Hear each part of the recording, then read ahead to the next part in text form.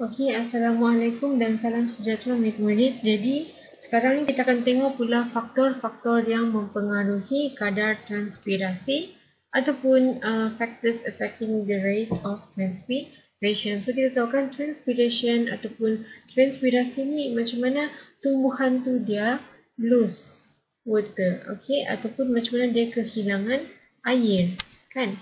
Jadi, dia ada beberapa faktor yang buat air tu cepat hilang ataupun air tu lambat hilang. So there is a few factors in transpiration that make the water lose, the water evaporated faster or not. Okay, so kita tengok mana-mana. So kita ada 4.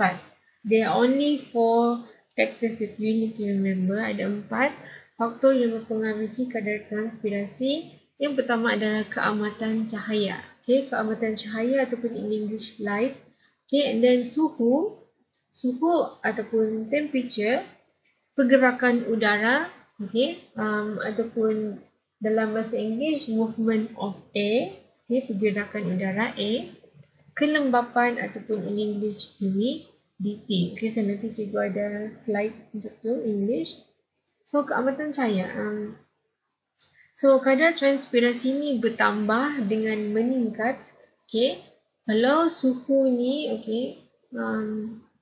Contohnya kalau suhu ni meningkat, transpirasi pun akan meningkat. Okay. Kalau keamatan cahaya meningkat, transpirasi pun meningkat. Kalau suhu meningkat, transpirasi pun akan meningkat. Okay. Kalau pergerakan udara meningkat, contohnya dia cepat, ada udara yang sepoi-sepoi gitu kan, so transpirasi pun akan meningkat. Tapi kalau kelembapan meningkat, contohnya benda tu lembab, okay, udara lembab, sejuk gitu kan, so transpirasi akan menurun. So macam tu saja kamu perlu hafal. Cahaya naik, suhu naik, pergerakan udara naik, transpirasi pun akan jadi bagus, naik. Kalau kelembapan dia naik, then dia punya transpirasi pun akan jadi kurang. Okay? So, samalah macam contohnya kalau kamu jemur baju. Kamu jemur baju dekat tempat yang gelap-gelap, yang lembab-lembab, sejuk-sejuk, banyak air, dia akan lagi cepat, dia akan lagi lambat kering baju tu. Okay? So, kalau kamu jemur dekat tempat yang panas, tidak lembab, dia akan cepat kering. Sama lah macam airnya juga. Okay? So, kalau contohnya dekat tempat yang panas, dia akan cepat kering lah. Dia akan cepat banyaklah air yang dikeluarkan oleh tumbuhan. Tapi kalau dia lembab, tidaklah banyak air yang dikeluarkan oleh tumbuhan. Okay? So, benda tu ada lagi satu untuk kamu hafal. Kalau lembab, maksudnya dia sejuk, sejukan. Jadi, buat apa? Tumbuhan tu mahu keluarkan air, buat apa tumbuhan tu mahu sejukkan badan, right? So, kalau dia sudah sejuk, dia sudah lembab, ni dia tidak perlu dia tidak perlu keluarkan banyak air, tidak perlu sejukkan badan dia. Okay, so macam ni, kenapa kalau transpirasi cepat? Okay, kalau dekat cahaya, macam cikgu cakap tadi, kalau keamatan cahaya tinggi, transpirasi pun akan jadi tinggi. So, kita tengok. Kenapa? Okay. Kenapa? Sebab cahaya yang terang akan merangsang pembukaan liang stoma. Kalau kamu masih ingat, okay, cikgu cakap stoma, bila pagi dia akan buka, bila malam dia akan tutup. Right? So, kenapa pagi dia akan buka? Kenapa? Sebab ada cahaya matahari. Ataupun ada cahaya paling senang.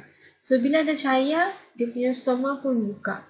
Bila contohnya dia punya stoma tu buka, okay, bila stoma tu buka, mestilah air akan cepat keluar. Right? So, kadar transpirasi juga akan menjadi cepat pada suhu yang tinggi kerana air akan cepat menyejat pada suhu yang tinggi. So, maksudnya bila suhu tu terlalu panas, bukanlah terlalu panas lah, tapi bila suhu tu panas, contohnya di luar, okay, suhu tu panas, so pokok tu pun rasa macam okay, dia mahu kurangkan air. Okay, dia mahu kurangkan air. So, berlakulah proses transpirasi yang lebih cepat. Okay, sebab suhu tu akan buat air itu tersejat. Benda ni ikut logik. Okay. Contohnya sini, kamu punya daun kan. Okay, so sini adalah air-air. So senanglah, dia akan tersejat. Why? Because ada matahari yang panas contohnya. So bila suhu tinggi, air ni akan cepat tersejat. Sama lah macam kalau kamu jemur baju, okay, bila suhu yang tinggi, contohnya ada matahari gitu kan. Jadi baju kamu pun akan cepat kering. Sama lah macam air-air di atas daun ni, dia pun akan cepat kering.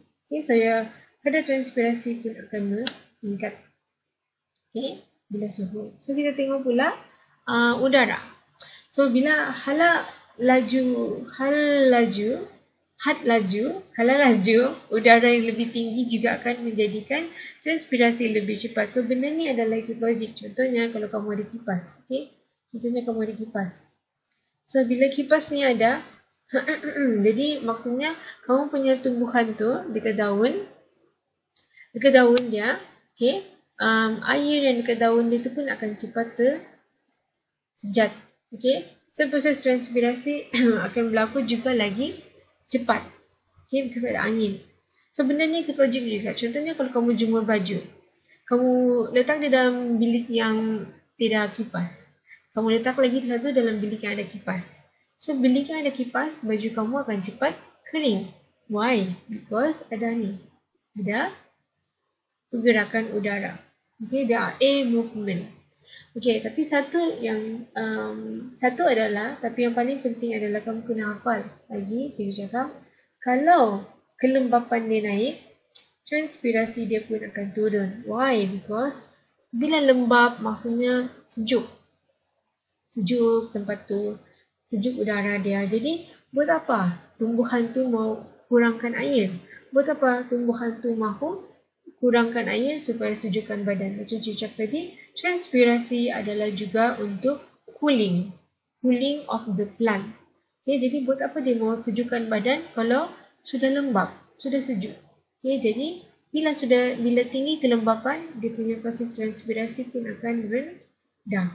Okay, satu lagi yang paling senang menghafal adalah bila dia sudah sejuk-sejuk, mestilah susah untuk berlaku proses transpirasi. Sama lah macam contohnya cikgu suruh kamu jemur dekat bilik yang panas dengan bilik yang sejuk. Mana satu yang lagi cepat? Mestilah proses evaporation, penyejatan tu berlaku dekat bilik yang panas berbanding dengan bilik yang sejuk. Okay, so itu adalah cara kamu hafal 4 faktor. Okay, so in English adalah contohnya light. Okay, we have temperature, we have wind, and we have humidity. So, okay, light. So, macam saya ucap tadi, kalau light ni dia akan enhance, okay, dia akan buat kamu punya plant punya stomata untuk buka. Okay, untuk buka. So, bila buka, maksudnya you punya air akan go, okay, it will loss faster. So, with this light, this means your stomata will enhance the opening of the stomata, and once the stomata open, then the water will be evaporated. The water will go out and evaporated. Okay, so for temperature, if the higher temperature, okay, the higher temperature, it will evaporated faster. Okay, this is like how when you macam kamu sedia baju, okay, when you hang your clothes under the sun, it's hot, okay, it's really hot, the temperature, then it will evaporated faster. Okay, evaporated faster. So it's similar with the water on the leaves. It will evaporated faster with the higher temperature. Okay, so dia akan naik transpiration kalau temperature and juga light naik. Okay, and then for wind. Contohnya kalau kamu ada wind, when you have a wind faster, okay, wind movement that is faster compared to in normal days. Okay, contohnya in windy condition, bila angin dia kuat kan, sepoi-sepoi gitu, so dia akan lagi cepat kering air dekat daun, so your transpiration also will increase. Okay, it's similar when you hang your clothes. Okay, when there is like high air movement, bila cikgu letak kipas, then your clothes will evaporated faster. Why? Right? The water on the surface of the clothes will evaporated faster because of the wind movement. So when you have like high wind movement, okay, windy condition, this means the transpiration will also increase. The transpiration will also increase. One thing yang kamu kena ingat adalah humidity. Okay, so when humidity contohnya naik, then your transpiration akan turun. Why? Because humidity example is that paling senang humidity ni ada kelembapan. So when there is moist, ada air kan. So why they mau keluarkan lagi air daripada badan? Why do they need to produce? Why do they need to lose water from the leaves? If there is already high humidity, if the air is already moist, if the air is already have water, then why do they want to do transpiration again? So that's why when humidity is increased, then your transpiration will decrease. Okay? So kalau kamu ada soalan, kamu boleh tanya cikgu macam biasa. So these are the few experiments. Okay? These are the few experiments. They will give you dalam soalan objective. They will ask you in your subjective question. I'm sorry. Ini subjective question. So contohnya macam ni. Okay? Ini adalah eksperimen. Ini adalah eksperimen. Bila ada macam ni, okay, hint dia adalah weighing machine. Ada nombor. Okay? Ada air. Ada pokok. Dan juga ada minyak. So bila semua ada, ni adalah transpirasi ataupun transpiration. Okay? Bila semua ni ada weighing machine air, dia ada transpiration. Maksudnya kita mau timbang berapa berat pokok ni sebelum dan selepas. So when you weighing the weight of the water and the plant before and after, this means you are making transpiration, okay, related experiment. So this means experiment that related to transpiration when you weighing the weight of the water and the plant before and after. Sebelum dan selepas kamu cek berat benda tu, maksudnya dia transpirasi. Because transpirasi, kalau kamu masih hafal, dia adalah loss of water. Okay, so bila ada air ni, kamu tengok sebelum dan selepas, dia adalah transpirasi. So you have to remember. Benda tu selalu masuk dalam subjektif. Okay, so another one lagi adalah kamu punya kelembapan udara, okay, ataupun humidity.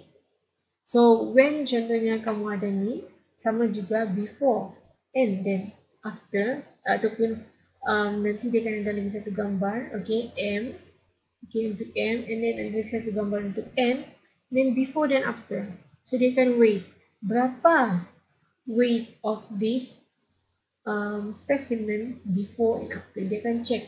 Contohnya ni 0.5 kg, kita tengok dia selepas tu berapa kg. Ni 0.5 kg, selepas tu tengok berapa kg. Okay, so bila dia check, maksudnya tu adalah transpiration. And the reason why dia letak benda ni sebab dia mau check. Okay, dia mau check kau pokok tu punya humidity ataupun kelembapan udara. So bila dia tutup, maksudnya udara dia tidak lembap. Okay, so semakin tinggi kelembapan udara, jadi semakin rendahlah kadar transpirasi. So bila udara tu sudah lembap, sudah sejuk-sejuk, moist kan, so mestilah dia tidak akan buat hilang air daripada badan, kan, daripada tumbuhan tu, because dia sudah ada tinggi humidity, sudah ada air, sudah dekat udara. Okay, so the last one adalah ni, air movement. Okay, air movement.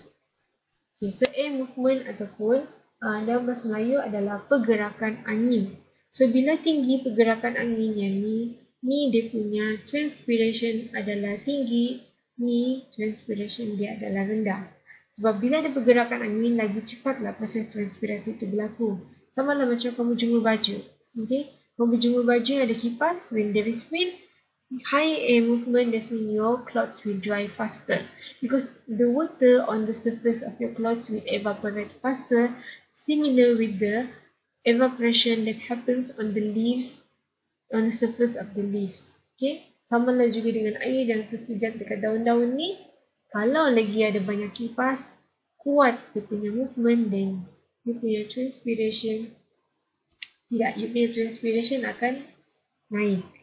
Okay, kalau ni tak ada kipas, so your transpiration akan rendah. Okay, so that's all for this video. Kalau kamu ada soalan lagi, kamu boleh tanya cikgu bila-bila masa. Kalau tidak, kita akan jumpa di video yang seterusnya.